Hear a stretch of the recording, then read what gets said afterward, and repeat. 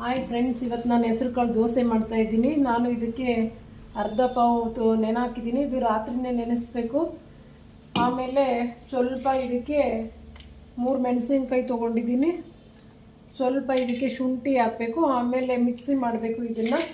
ಅದ್ರ ಜೊತೆಗೆ ತಿನ್ನೋದಕ್ಕೆ ಸ್ವಲ್ಪ ತೆಂಗಿನಕಾಯಿ, 3 ಮೆಣಸಿನ್ಕಾಯಿ, ಆಮೇಲೆ ಸ್ವಲ್ಪ ಕೊತ್ತಂಬರಿ ಸೊಪ್ಪು, ಸ್ವಲ್ಪ ಹುಣಸೆ ಹಣ್ಣು, ಸ್ವಲ್ಪ ಬೆಳ್ಳುಳ್ಳಿ ಚಟ್ನಿ ಮಾಡಲಿಕ್ಕೆ. ಇದು ಫ್ರೆಂಡ್ಸ್, ಹೆಸರುಕಾಳು ದೋಸೆ ಮಾಡೋಕ್ಕೆ ಈಗ ಮಿಕ್ಸಿ ಮಾಡ್ತಾಯಿದ್ದೀನಿ ನಾನು.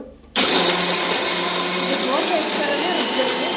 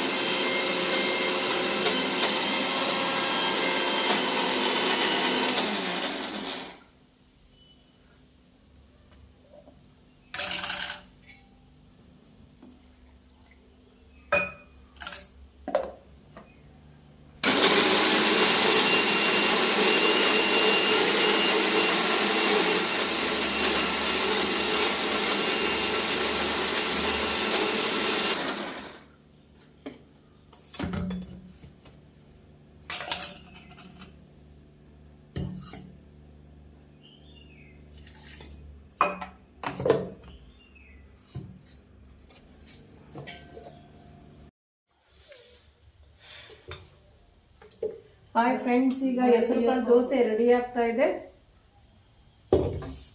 ಇದು ತುಂಬ ಚೆನ್ನಾಗಿ ಬರುತ್ತೆ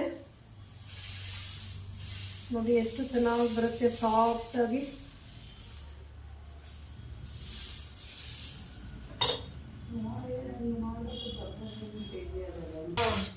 ಈ ದೋಸೆ ತಿನ್ನಕ್ಕೆ ನನ್ನ ಫ್ರೆಂಡ್ಸು ಕಾಯ್ತಾ ಇದ್ದಾರೆ.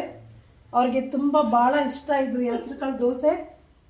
ನೀವು ಒಂದ್ಸಲ ಟ್ರೈ ಮಾಡಿ.